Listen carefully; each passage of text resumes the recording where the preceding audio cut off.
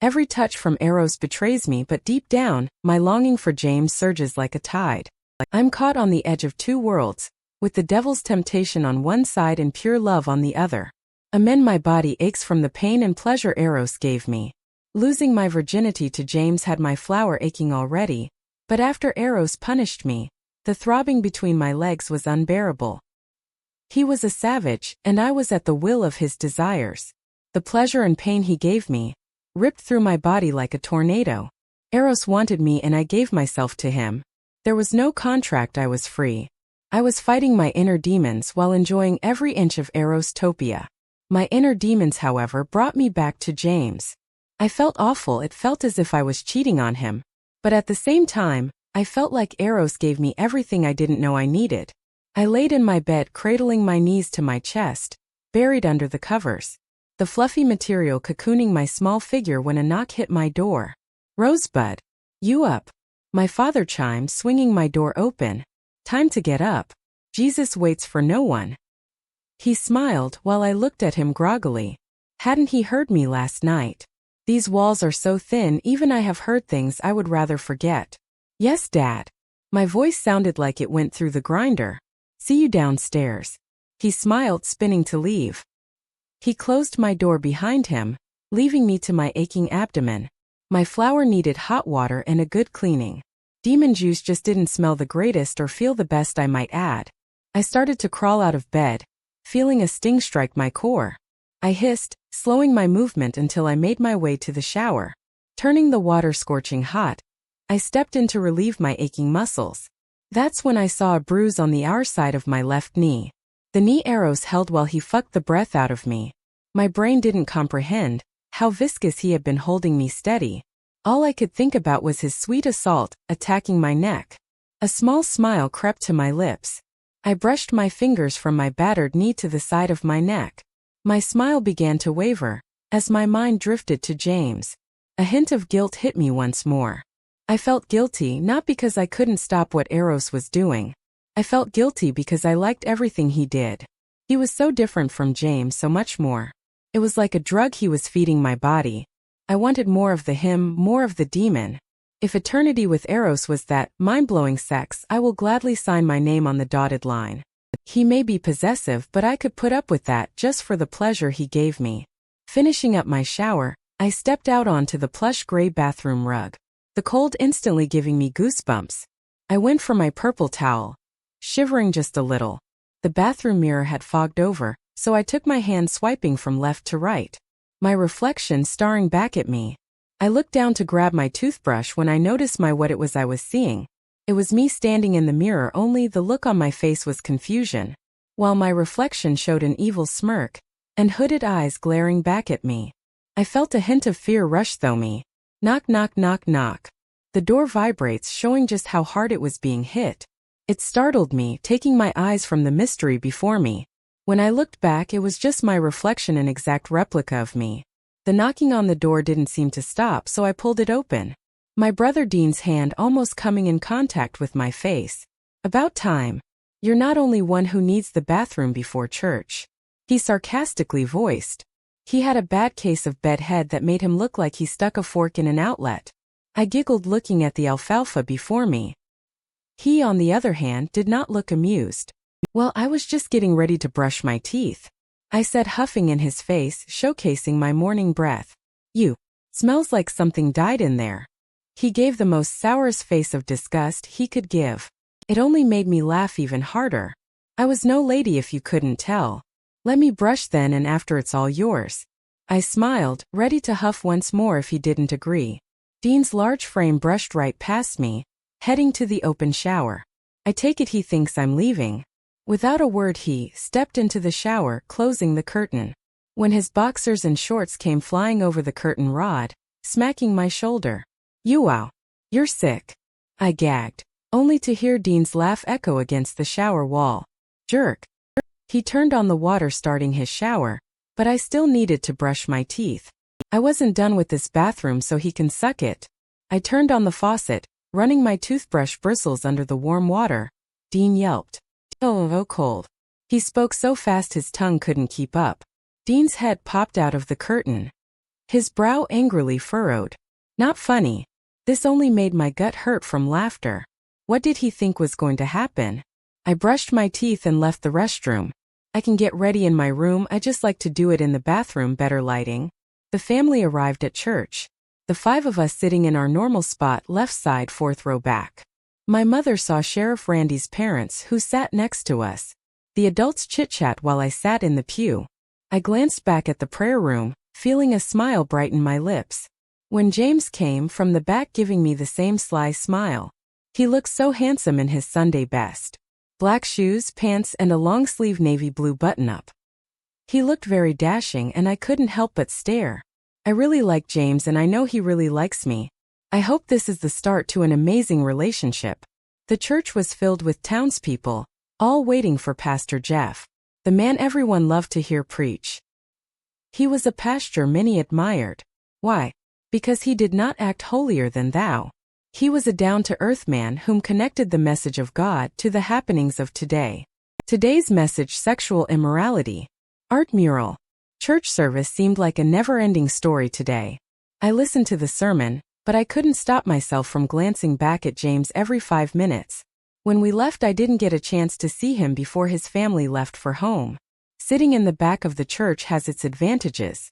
My parents shook hands and greeted everyone who was in the vicinity, making our leave home even longer. It's not that I didn't enjoy talking to everyone. It's just I have a lot of things to do today. When I came across Sheriff Randy, afternoon, he smiled. Hey Randy, any new leads on the case? I spoke, trying to sound like a detective. Maybe that would help me get answers. I'm getting close, was all he said. His eyes pierced mine, giving me a feeling of guilt. His demeanor changed from the Sunday special to a man in charge. I must have struck a chord. Good, I muttered awkwardly. Finally, my parents decided to leave. After getting home, I kicked off my dress shoes and headed straight upstairs. Crashed onto my bed. I wonder why Randy started acting the way he did. Pushing that though aside, I took off my Sunday best, throwing on an old pair of jeans and a dirty paint shirt. I was about to meet Miss Sukup to start on the mural. That's when my eyes caught sight of the most beautiful throned red rose I have ever seen, laying in the center of my desktop. Its bloom was at the fullest extent of its cycle, a deep red looking almost as dark as blood. It only meant one thing: Eros completed his task. Only he couldn't have my soul, the contract was severed. I guess this was just his calling card. Or maybe he was sending me another message. I'm not sure. I quickly grabbed the black permanent marker next to the rose, redrawing the protection symbol on my left wrist. Maybe the same symbol would work on my house. So taking the same marker, I drew the symbol on my bedroom door. It was worth a shot. I'm in uncharted territory. I quickly ran down to my parents' room, removing a photo on the wall next to their door. I began to draw the same symbol, hoping it would protect my mother. Finishing the detailed lines, I hung the photo back on the wall. It was a picture of me and my mother, her only daughter. She stood behind me, her arms wrapped around my shoulders. I was probably 12 when this was taken. At that time, life was much simpler and lies were still hidden. I then again had a brilliant idea. Mom, I hollered, skipping down the stairs. What? Dear. My mother smiled, sitting in her living room chair, both of my parents watching Sunday TV. I fumbled down the stairs, speedily moving to her. When I made it to her, I plopped half my butt cheek on the arm of her chair. Hey Mom, I was wondering, do you remember when I was 10? We used to draw together. You would always put a heart on the back of my hand, marking yours exactly like mine. It was our mother-daughter bond. I inched my bum just a little closer, making myself comfortable. I saw the smile on my mother's face. She remembered. She always did this in time of sadness, if someone bullied me, or just having a rough day. It always made me feel better. I do.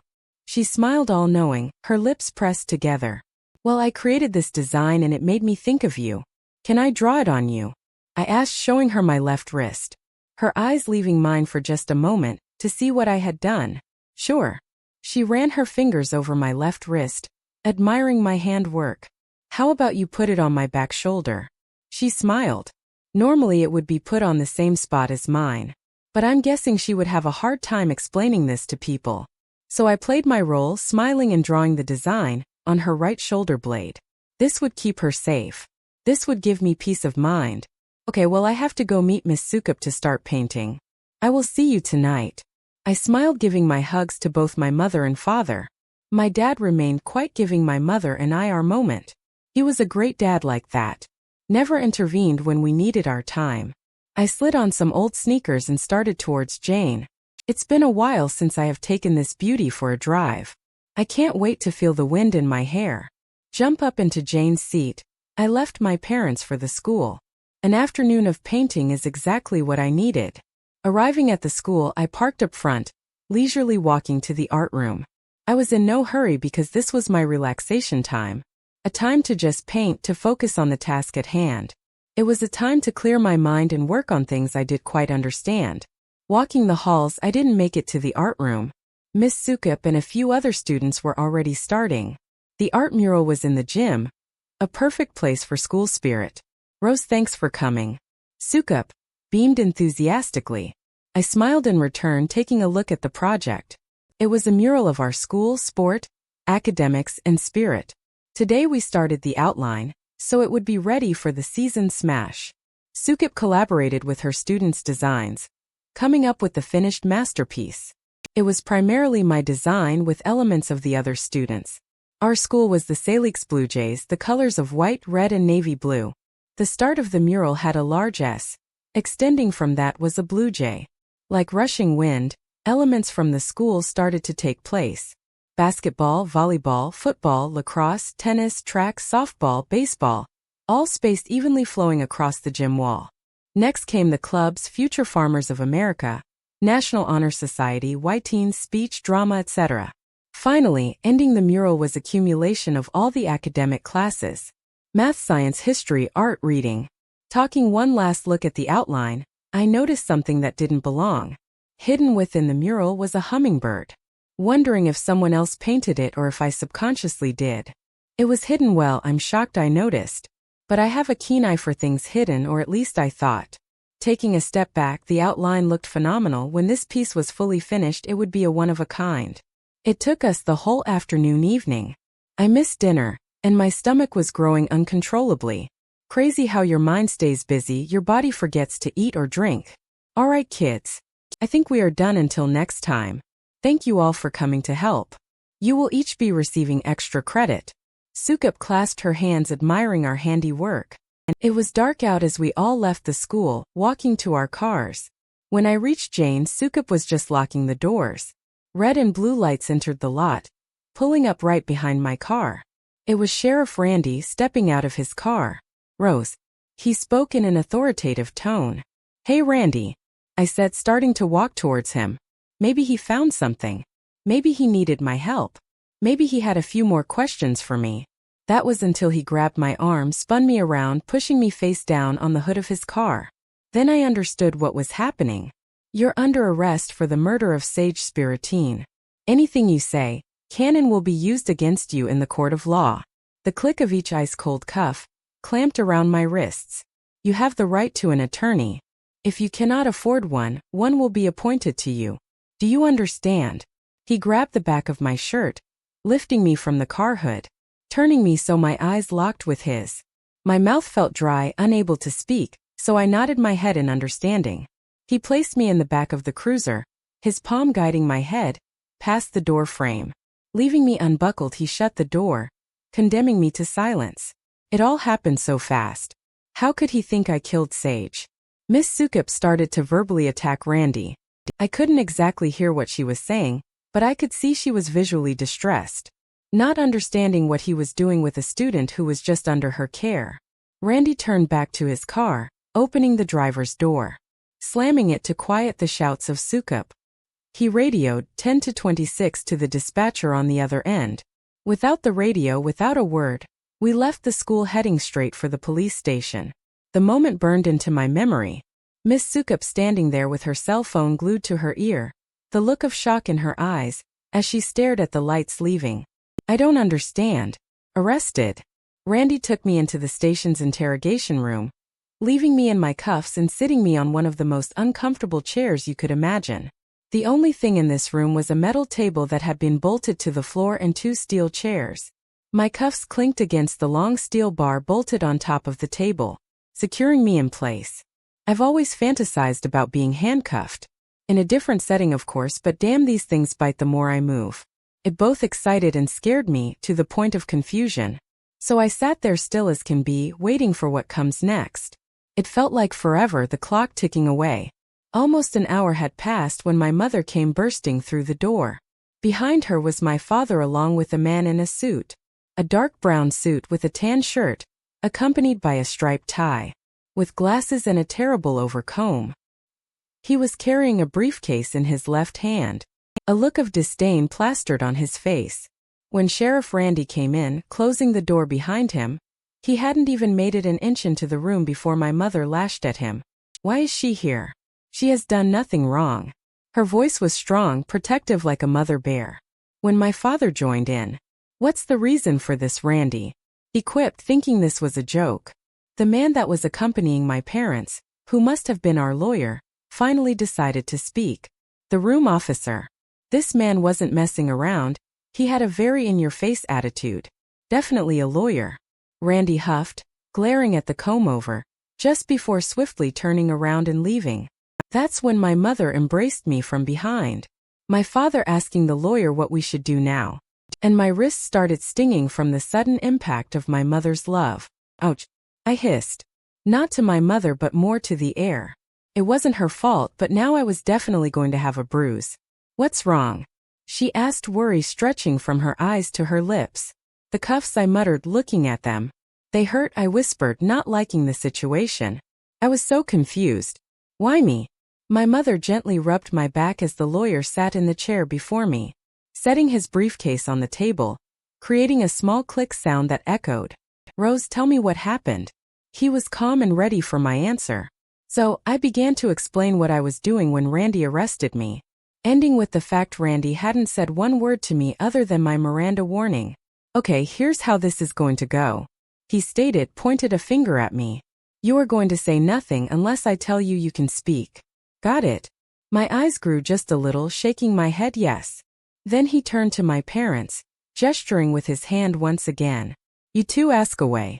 He stood heading to the door, opening it for Randy to step in. It was a moment or two before Randy even came into view. He must have been sitting in his office down the hall. My lawyer stood beside me while Randy sat down, placing his hands on the table, eyeing only me.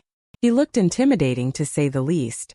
I wanted to cry like a baby, but I knew that would get me nowhere.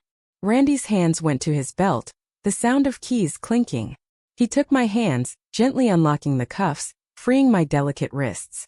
Randy was handling me with care and it seemed odd, out of place from his demeanor. A sigh in relief wringing my wrist to ease the ache. We found new evidence linking Rose to Sage's death. A strand of hair hidden in the black tarp that held her body. He was calm, looking as if he had one. Hair. She found the body.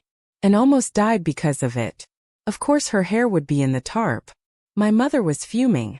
She was taking no prisoners, I tell you. A woman scorned. If that's what you are using to charge Rose, I will take this to a judge in the morning. You have zero proof my client killed Sage. The lawyer fired back. I just looked like a lost puppy. I was told to keep my mouth shut and that's what I was going to do. Well, your client's DNA was also under her fingernails. He spat, clenching his jaw. Could all be explained from when she found her. The lawyer stated, sounding deadly. He looked like a goof, but man was he good. How did you get Rose's DNA? My father asked, baffled. The hospital. Randy said curtly. His eyes shot daggers into my own. Don't say a word. You telling me it was exact identical match to my client's DNA? 100%. My lawyer bantered. In an instant Randy's eyes went straight to him, his jaw clenching even tighter, revealing the muscle of his bite. Enough to connect Rose. He bit. My lawyer stood quiet for a moment, processing. Unless it's 100%, we will be taking our leave. That DNA could belong to anyone in her family. He sternly stared, not budging an inch. You should be ashamed of yourself. My mother sassed, gripping my shoulders and glaring at the sheriff. Jumping the gun, Randy. My father sounding displeased. Randy's fists clenched tight, the whites of his knuckles showing. He was not liking my parents at the moment. Fine, he growled, looking directly at me. Where were you on Monday, August 19th? He eyed me, looking back and forth, undecided on which eye to focus on. I thought for a second that was the last week of summer. The Monday before the school year started. Was that the estimated time frame she was killed in? I looked to my lawyer, silently asking if I could answer. Go ahead. I was at home. I started, enjoying a good book while sitting in my room. Had dinner with my parents, then went to bed. I stated the facts. All day? Randy questioned, raising his brow. All day. I was reading the Divergent series. Good books. Love Veronica Roth. Who was home with you? Randy questioned once more. I was home. My mother corroborated. That was a lie though, she was at work. So was Dad. I was home alone until they came home. Randy sucked his tongue to the roof of his mouth, creating a rush of air sounding like a click. My father hummed, unimpressed by Randy's attitude.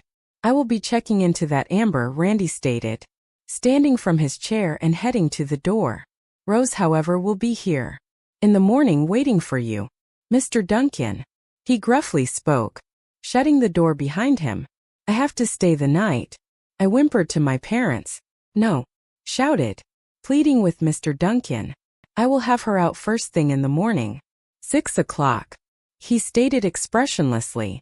When he turned to me, showing sympathy. Think of it as a sleepover. I will see you in the morning. He began to walk out, my mother following him. My father standing beside me, the look of heartbreak flashing through his eyes. He was about to leave his innocent baby girl in a shithole.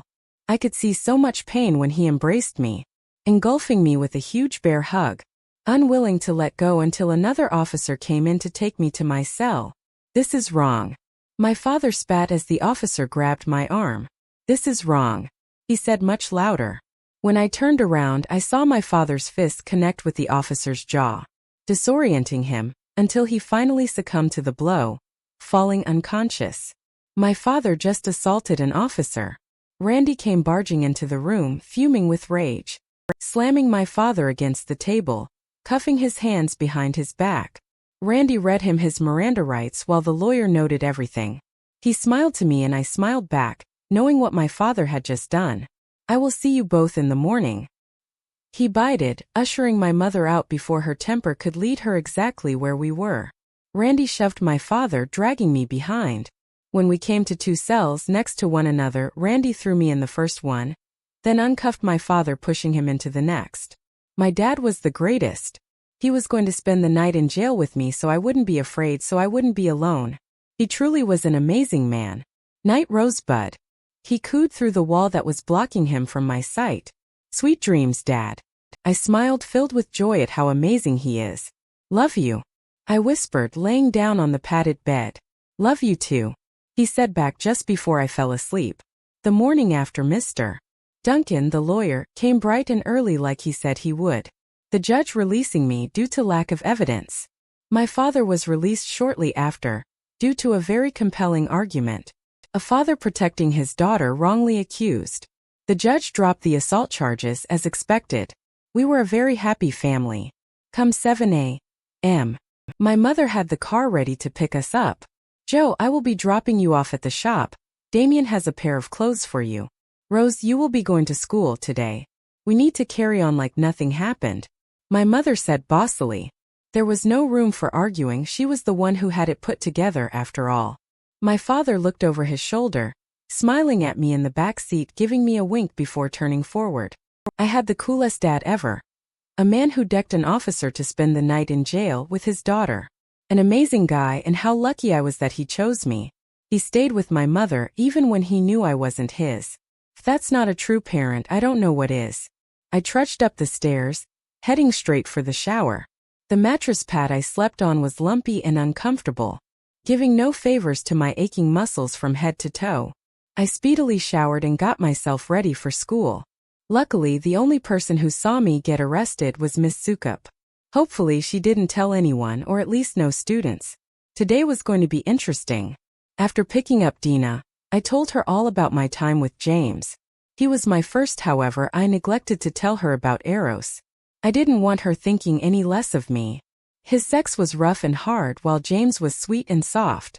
I liked both, what can I say? I'm a dirty girl. We parked in the lot. Like every school day, everything seemed normal. No one was looking at me weird or whispering. Dina, Killian, James and myself all walked in together. James has his long muscular arm draped over my shoulders. Dina and Killian mimicking our position. It looked as if we were normal high school love-struck teens. Kills and James left Dina and me, heading to their lockers. Not before kissing both of us on our foreheads, of course. That tiny gesture sent my stomach dipping with glee. I never would have imagined falling so hard for a boy I thought seemed dull. But in fact he's not dull at all. He's smart, sweet and undeniably sexy. They always say never judge a book by its cover. You never know what lies beneath. Dina linked arms with me walking to our lockers, teasing me about how chummy James and I were this morning. I didn't tell you about me and James for you to make fun of me every chance you get. I sassed playfully. What? She acted so innocent. It's not every day your best friend loses her virginity. She playfully mocked, wiggling her eyebrows. Besides, we're soul sisters, I can tease you all I want. The big smile she held on her face showed the love she felt. We may not be blood, but we had something unbreakable. Yeah. I brushed her off, giving a crooked grin. She pushed me just a little, enough to make me fall off balance, sending me bumping into another student. I softly uttered a sorry and continued walking, giving Dina another shove. We joked with one another. Till Dina went to her locker and I kept walking to mine. My bag felt like a ton of bricks bouncing against my butt. Trying to walk tall with all that weight is hard work. I glanced around the bustling hall, heading for my locker. Dropping my bag, I fiddled with the lock, opening my locker.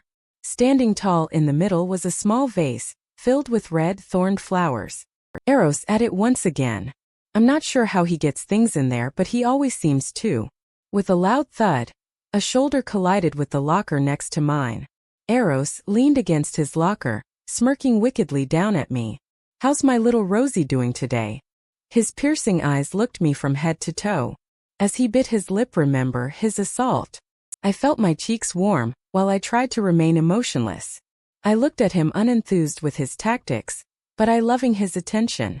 Fine, I said with no emotion. Why? Did something memorable happen? I shrugged. If I don't indulge in his sinful acts, I will be free of him. Least I hope. He cocked his brow, unamused with my remark. I was getting under his skin. I smirked internally. Maybe if I pissed him off enough, he would leave me alone. Would you like me to refresh that memory of yours? He quipped, running his fingers against the waistband of my jeans. I involuntarily shivered from his touch. His demon charm is no joke, and his pheromones keep pulling me in. No, was all I whispered, averting my eyes back to the flowers. A flower for each time I will have you. He whispered next to my ear. I could feel his heated breath travel down the skin of my neck. Contract or not, you're still mine. His voice reverted in my head. You're mine. I was stunned, standing there gaping at the flowers. I started to count how many. 1, 2, 3. The words a slight murmur. 4, 5, 6. I counted, breathe, spinning the small vase to see each delectable red rose. My eyes fluttered. He wanted me 6 more times. Why? Why only 6? Was this a countdown to something? I took my attention back to Eros' steam-filled eyes. He looked down at me, amused with my reaction. I tried so hard to show nothing, but he somehow managed to get exactly what he wanted. He leaned forward, cupping my cheeks with both his hands, inhaling my scent with the intake of his lungs. Just before kissing my forehead. See you in class, love. He taunted, leaving me lightheaded and so confused. He truly is a demon, and I'm just the toy he plays with. Warning. Eros continued his lust-filled advances throughout the morning. It especially didn't help that we were partnered for English, making it way too easy for him to touch, caress and whisper his plans into my ear. With every touch and every husk tone, my body betrayed me, falling for his demonic charms. He broke down the walls I was trying to build. I could not wait for lunch, just to have a second away from his dark advances. Ding. Thank God the bell rang. It was time for some grub and a much-needed break. I scurried out of Eros' grasps and headed for my locker, putting my books away before he could catch up to me. I didn't wait for Dina instead, heading straight for the cafeteria. I will see her in there anyway. I quickly stood in line getting my proportionate school lunch. They never give you quite as much as you would like. James and Killian were already sitting at our usual lunch spot, both eating like cavemen, scarfing their food without a glancing up. I stood there holding my tray, blinking down at the two. You boys are so gross. I took my seat, setting my tray on the tabletop, alerting them of my presence, since they were so engrossed with their food. James took his last bite, before looking up at me with a mouth full. Killian wasn't far behind him, finishing his plate. You look beautiful today. James smiled, locking his fingers with mine. I blushed a little, even after a restless night of sleep. In a jail cell, for goodness sakes. He still thinks I'm beautiful. A smile crept along my pink lips. How did I get so lucky? I love your smile, I say, after a moment of ogling him. My eyes took in every defined feature of his baby face and boyish charm. The cafeteria suddenly went into an uproar. The cheer squad started pepping the student body. This is Smash Week after all. I can't wait to watch James Friday night. Finally, get to see my man in action. When Killian decided to grab our attention. Have you seen Dina? He asked, scanning the cafeteria, looking from the doors to the lunch line, then to James and myself. I hadn't waited for Dina, so maybe she was at my locker. Normally we always meet there, maybe that's it. She could be waiting for me at my locker. I stated in more of a question of confusion. I'll go check. He uttered, still unsure of where his beautiful love could be. James offered to help look, leaving me alone. I wasn't upset, he was helping his best friend. I finished eating my food alone, reading a book to pass the time. The annoying chatter and chants, making it hard to stay focused. Finally, the bell rang, but there was no sign of any of them. I headed for my locker then to class. Dina. She was facing forward, sitting stiff as a statue, and she stared blankly ahead, looking at the whiteboard. Her body in a perfect 90-degree angle.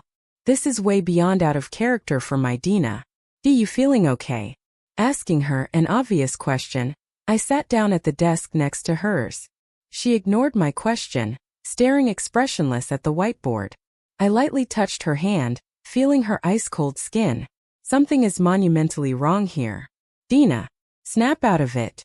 I raised my voice, not quite to a yell, but it was certainly no whisper.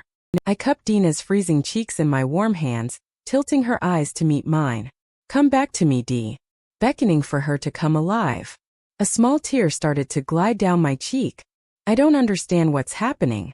Just then Eros walked into the class, everyone ignoring the scene taking place. It's as if they were bewitched, acting as though I wasn't creating a commotion. His eyes looked like fire burning into my flesh. He then looked to Dina, helplessly sitting like a ghost. His body came pushing into mine, his broad chest, forcing me back. He stood tall, looking down at me with that devil face. The smirk of all smirks, smug and childish. He then looked to Dina, placing the palm of his hand on her head. He closed his eyes for a moment, then opened them, looking back at me with his smoldering eyes. This is how easy it is to hurt you. Start behaving. His harsh husk tone left me weak at the knees. What an ass. Where is Dina's mark? I thought I told her so she was protected. How could I have been so stupid? Eros walked away, without giving me a chance to say my piece. Dina. I murmured, bending down to her line of sight. It looked as if she was tortured. The bags under her eyes looked black as night. She looked into my eyes, her expressionless face now showing fear and sorrow. She was shaking, scared, as tears streamed down her face. He's a monster, she whispered, embracing me in a tight hug. I knew she was talking about Eros. What did he do to her? Hey, I'm here, D. It's okay. Let's go for a walk. I somewhat used my arms to pick Dina up, helping her until she was able to balance herself. We walked the halls, skipping class. She told me of how awful Eros was, how he made her submit to him, how he took over her body, toying with her. She was mortified, feeling as though she was raped, but it was all in her head. Eros only physically touched her head, spiraling her to his will, doing what an incubus demon does best. Time to mark Dina and just maybe James and Killian too. No one is safe, not one person in this school. The bell rang and I took her to Killian. The worry and frustration held in his eyes showed just how much he loved her. Pained me to see him feel helpless, but I guess we all were. It seems like the more I try to protect myself, the more all the people around me seem to get hurt. That week Eros commanded me to remove the symbol from my bedroom wall. Another stipulation was for me to wash off my protection symbol. I did as he asked, not wanting anything to happen to anyone else. I could handle him, I know his games. I can fight fire with fire. Just you wait and see. Meet Desire. Mature language. Eros POV. My Rosie was a ball of fire, a vixen at heart. The smell of innocence coated her skin, making her irresistible. I know down deep, she craves my attention. She whimpers for my touch. I can feel it, I can feel her desire, her aching pussy. I couldn't help but claim her as mine.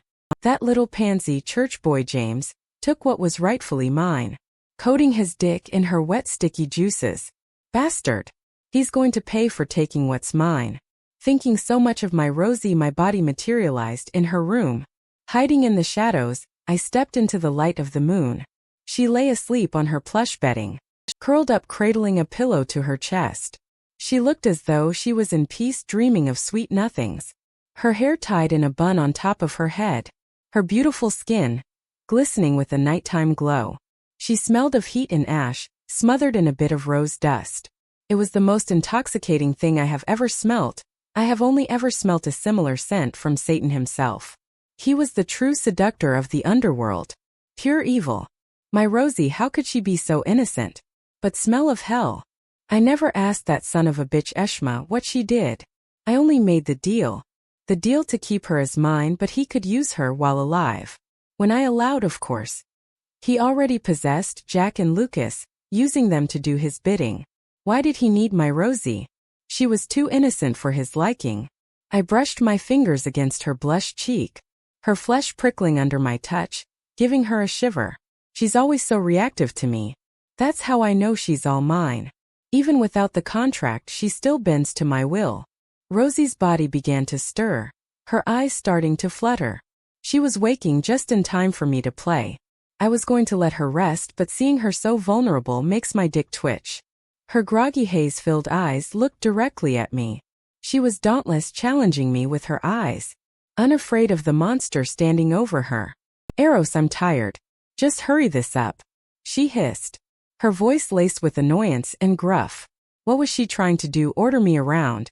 Who does this bitch think she is? She's mine. I do as I please. At that moment I ripped the pillow from her grasp, flinging it, hitting the desk, creating a mess. Her eyes shot open once more. A little fear glimmered in her eyes.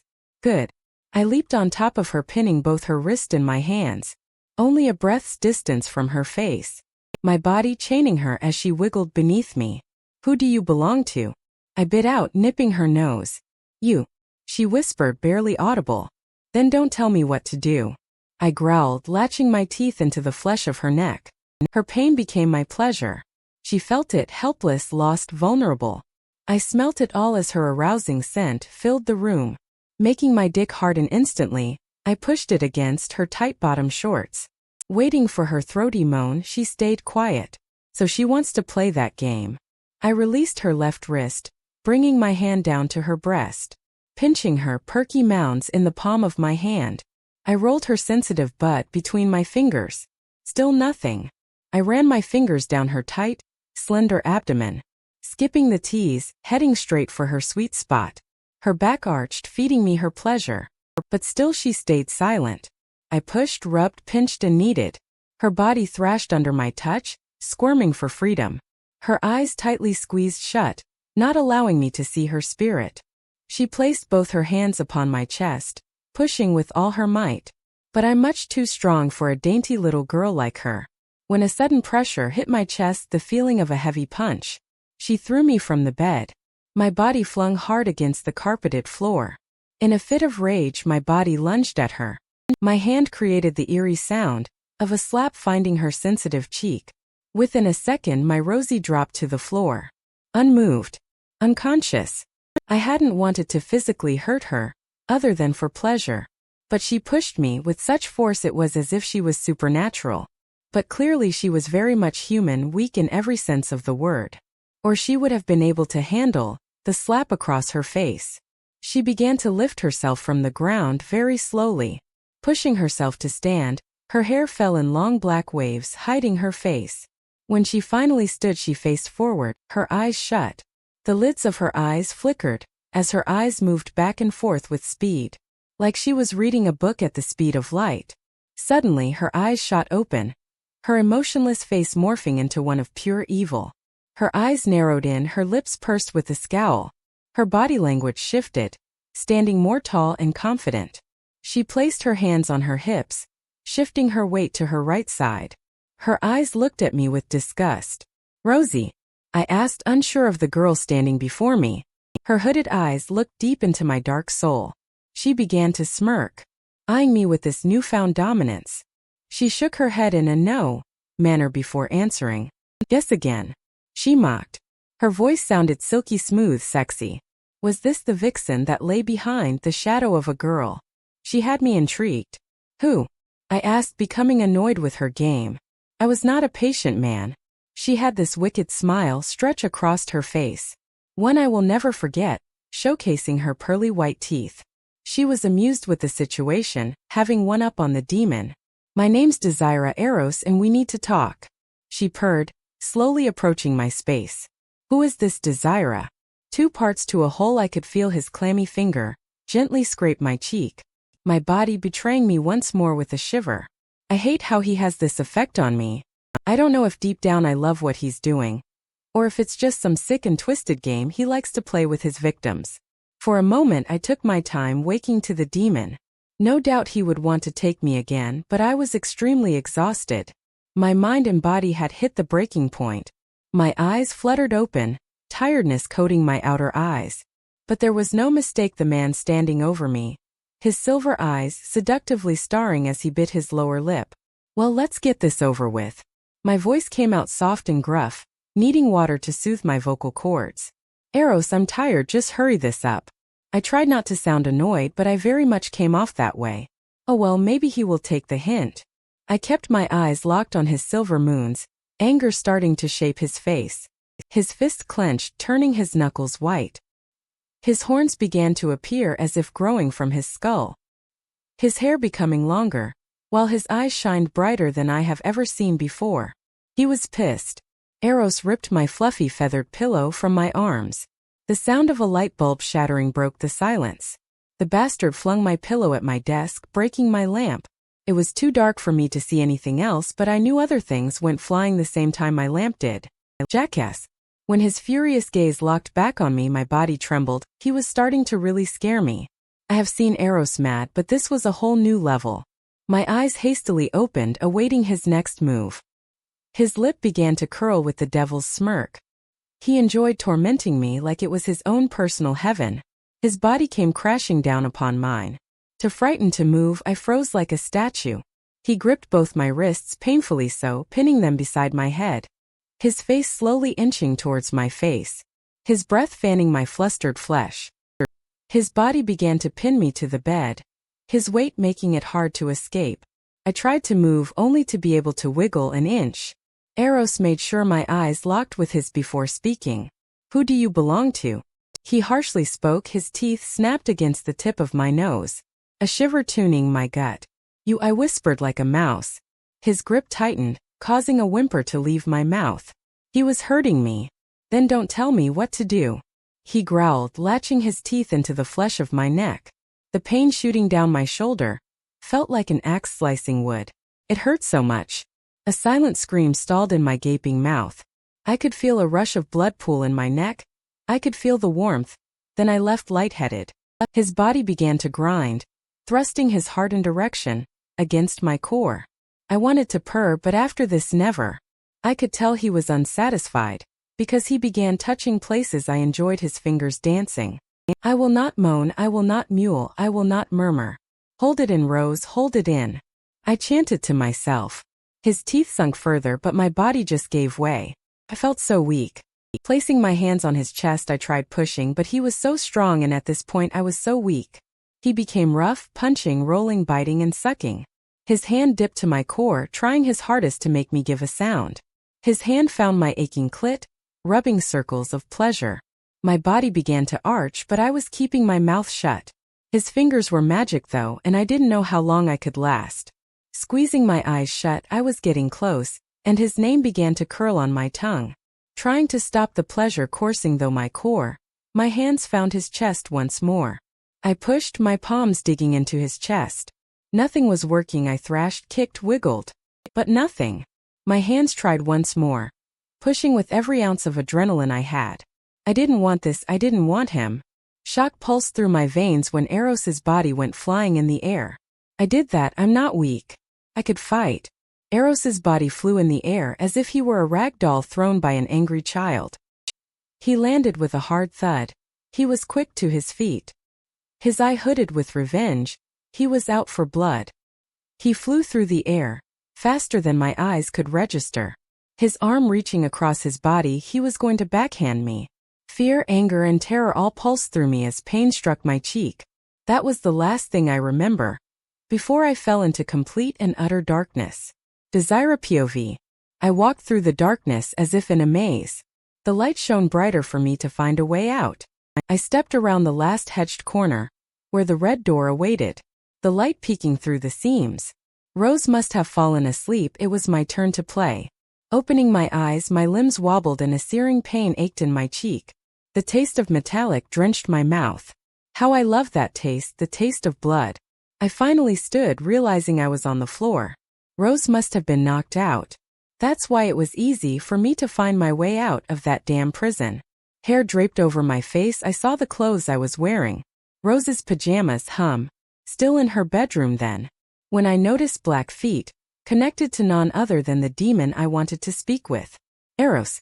I stood tall, unafraid of this mouth-watering demon. Keeping my eyes closed for dramatic effect, I'm all about the theatrics. With enough suspense built, my eyes flashed open. Finally able to take completely over Rose's body, becoming my own. I stared at him emotionless, before narrowing my eyes into deep slits, glaring my nostrils while my lips scowled.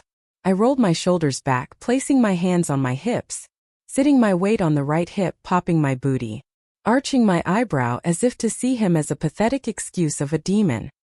His expression was unsure of what or who stood before him. Rosie? He quizzically asked, unsure of the girl standing before me. I did to him what he always did to her, staring deep into his soul, hoping he would recognize the goddess before him. My eyes peered unwavering, a smirk traced my plush lips. I shook my head. No, before I decided to tease him. Guess again. I mocked, waiting for him to realize. Who? He asked, annoyed with me. I internally laughed. He would never guess. This was starting to become just a little too fun for me. Outsmarting a seductive demon. What a classic. Let's keep playing. My name's Desire Eros and we need to talk. I purred slowly, stalking my prey, running my fingernails up and down his bare chest.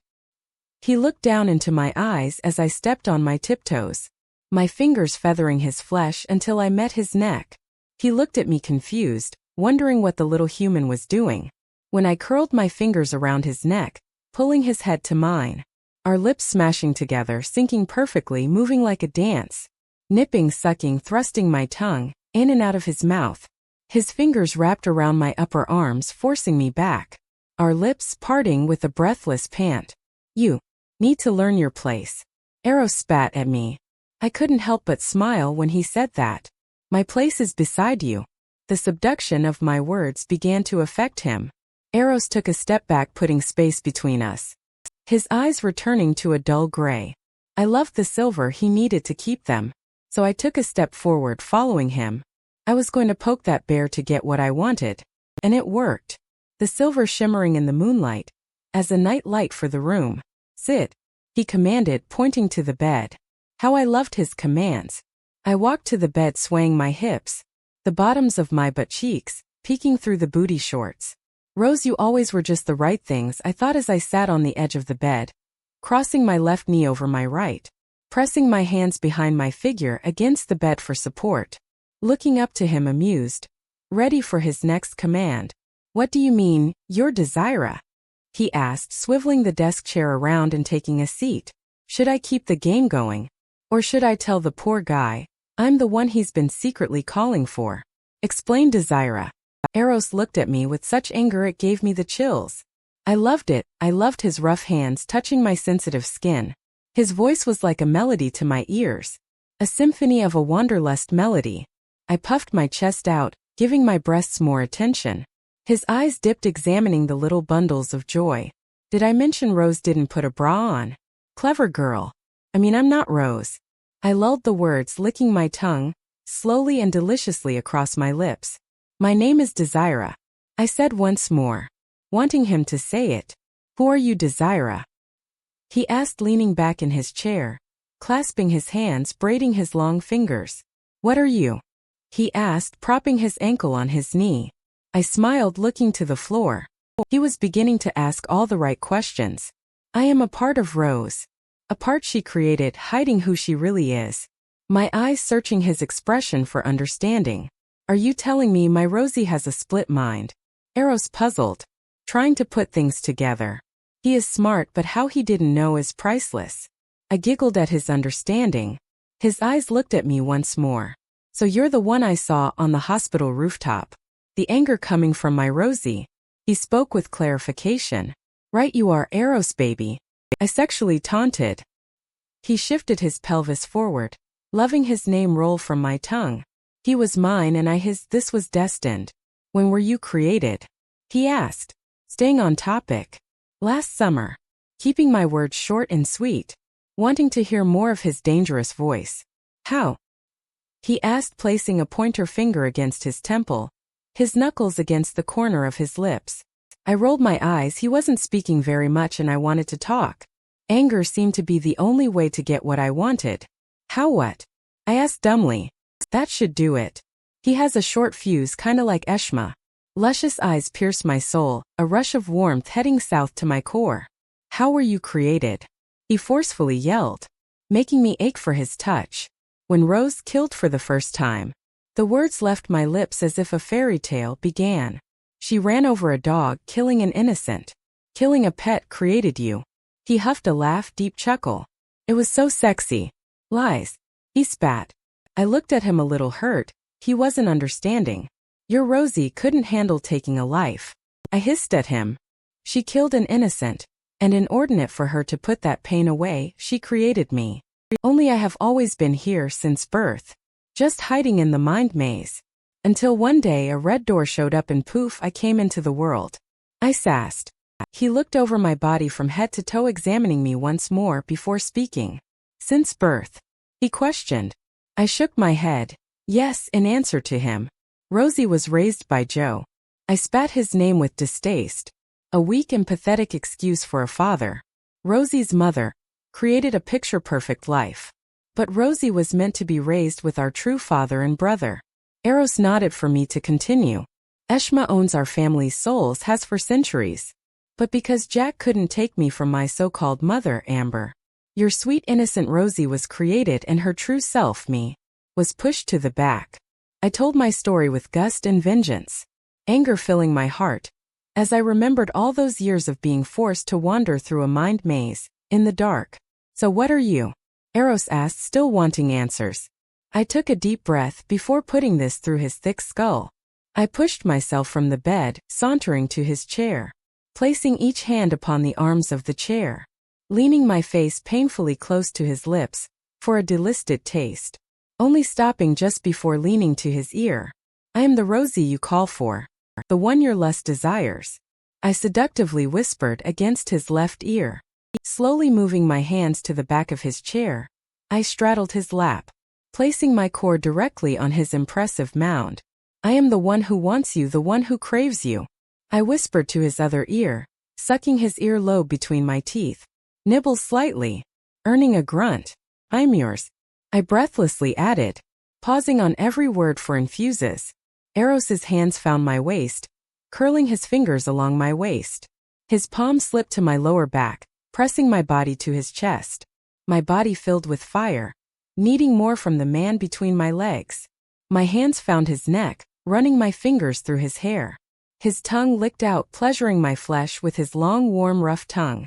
He was driving me wild, craving his body, running his tongue from the base of my neck to my temple, pausing for a moment with a quick, cooling breath against my ear.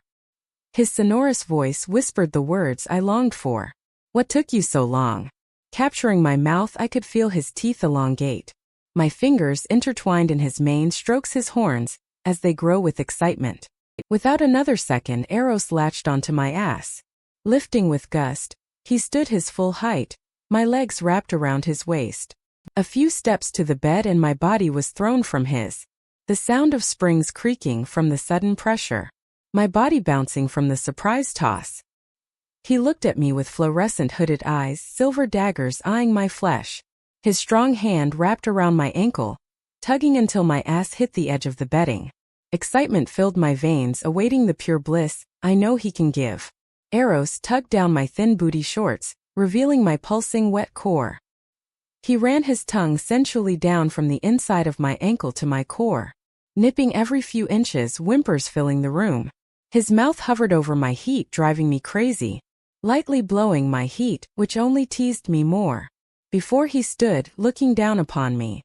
"So beautiful," he husked, cupping the back of my knee with his hand. Within a flash, my belly lay flat against the bed. He flipped me so fast my head was spinning. With a slap across my ass, he gained my attention. He hummed deep in his chest. Just before slapping my other cheek, I could feel the heat sting of his fingerprints. Enjoying the feeling, my mouth opened to a sexual moan. His clawed nails wrapped my waist, hoisting my ass in the air. My feet landing on the floor with a push to my upper back, keeping my face down. I was completely exposed to the demon, sending waves of pleasure to my needy core. In the dark, I heard the clinks of his buckle opening, the sound of a pop before his zipper slipped down. His hard erection pressed along my backside. This moment was my moment, my time. To finally have the man of the voice I craved to touch. To have him touch me. Pressing his hardened cock to my entrance, I squeal with anticipation. Receiving another slap to my ass. "Hold still," he commanded. That voice could make me orgasm 1,000 times over, and I would still crave the demon. He thought he wanted that sweet rose when really he wanted the wild vixen. His girth took my entrance, stretching me painfully pleasurable. He thrust without mercy, claiming his virgin. The sound of flesh slapping flesh pushed me closer to the edge. Nails digging into my skin, I could feel the blood dripping. With every thrust he went deeper. Whose every thrust I screamed louder. His hands knew what my body craved. I felt his chest along my back, his thrust turning faster. His right hand snaked around my throat, choking just a little. When I felt the edge of my release, I rocked against him. He pressed his mouth on my neck with open mouth kisses, giving me just the right touch to send me over the edge. My body froze with pleasure, arching my back. A breathless moan emitted from my mouth when a sharp pain attacked my neck. The feeling of heat rushing to the area. It stung but felt equally amazing after sex so wild. He sucked, licked, and then spun me around. He looked sweaty and hot, beads dripping from his jawline. Running his hands from my belly to jawline, using little pressure. He leaned down, placing his mouth to my ear. "Now you're mine," he rasped, coming back to my eyes and taking my mouth, kissing with such passion. I craved more when he stood, zipping his pants, then buckling the latch, his eyes not once leaving mine. Man, did he look mouth-wateringly delicious. I wonder what he tastes like. As I thought, he walked to the dark of the room. All I could see was his eyes, before they too disappeared. He left me. After satisfying me, of course. But he left me. Two can play that game, Eros baby.